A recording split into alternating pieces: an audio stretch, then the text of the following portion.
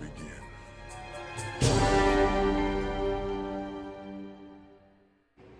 Welcome. I am Brother Max. It is October 24th, 2025. You know what that means. It is day 24 of the 31 Days of Fright horror movie project, year 13. And today is part 3 of Tusk Companion movies. If you haven't watched the previous 2 days, I'm just kind of revealing and recommending some movies that you could watch after you've watched Tusk for the first time, the millionth time, or as in my case, the 24th day in a row for each of the days in October.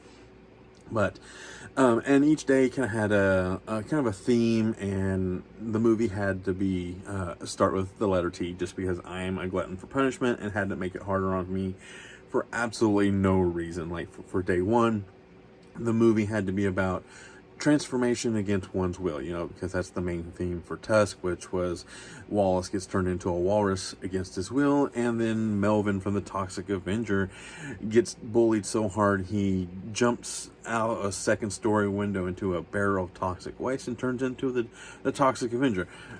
Very different outcomes. One becomes a superhero, the first superhero in New Jersey, and one becomes a walrus, And then for day 2, I was thinking, like, what's a characteristic of a walrus, That's very prominent. Like, what do you see first?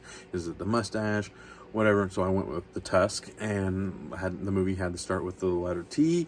So I picked teeth, about the virgin high schooler named Dawn who has teeth in her vagina, and tusk on a walrus. I know it's not 1-to-1, but you know what, Teeth is such a good movie. I had to put it on the list.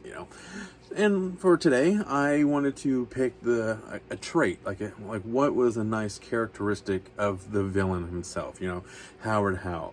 But before I reveal that, I need to do a few things by clicking subscribe, hit the bell, leave a like, leave a comment, and share.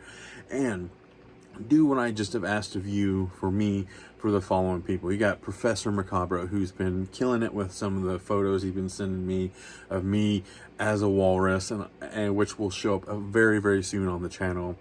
And then you got Echo Zombie and No More Monsters, which is the same person. Echo, he's doing 2 different themes on 2 different channels. That's just a feat of its own. You got the 13th Wolfman, who I'm a little behind on his videos. I promise I will get to your videos very, very soon. Just life has kind of gotten in the way a little bit. And then you got Mood 616, Double Shot J. Then you also got people who are just keeping the spooky season alive with like Bones and Hobbs and Lamonia and May Ann. And who else you got? Patrick, Have Cheetah Will View. Yep. I Am the Ice Lord. There's just a slew. Nanette, go show them all the love in the world. So, with all that being said, like I mentioned, the trait. Like, what's the main trait of Howard Howe? And I think it's his ability to work with human skin. And there's one other person who works with human skin, none better, and then Leatherface in the Texas Chainsaw Massacre. Now, this is a stunning 4K transfer, okay? And look at that cover. That is just amazing. I if there's a steelbook of this one, I wish I would have gotten it, but I do like my slip sleeve looking. I think the matte version of it looks just fine. It's not too glossy, but it looks really good. But and just fun fact that this movie takes place on my birthday, and I try to watch this around my birthday, so it's just really cool. But anyways, this movie is just awesome because Leatherface is such an iconic staple of Halloween now. Because even nowadays with the monster Ed Gein story on Netflix, with his popularity and kind of showing you how he has inspired all these other movies like Psycho and Texas Chainsaw Massacre, and I think Silence of the Lambs, which I think the show covers as well. So but if you have never seen this movie, please do. It is I don't think you're a true horror fan if you haven't seen this movie, because this is one of the best. Because this movie is not all that gory or bloody. It's all in your mind. You don't see the meat hooks going into the person. It's just your mind fills in the blanks, and that's what this movie is so effective about.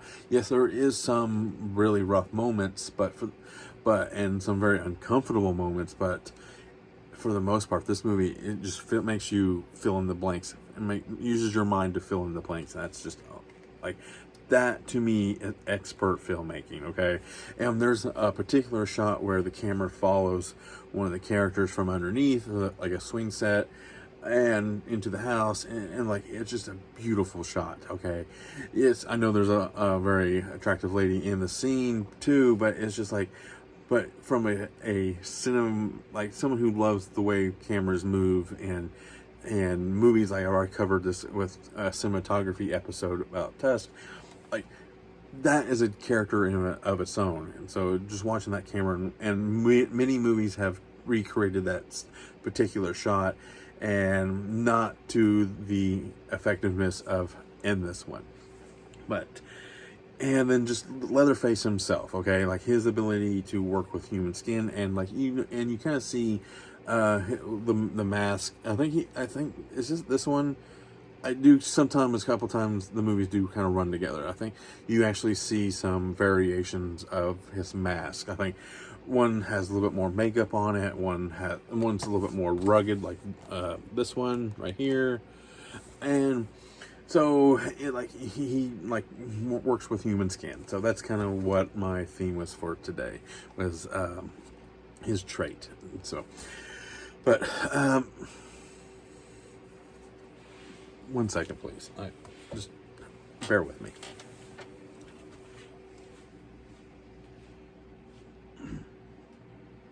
Hey, I don't mean to make this sound any meaner than I have to say, but please shut the fuck up, okay?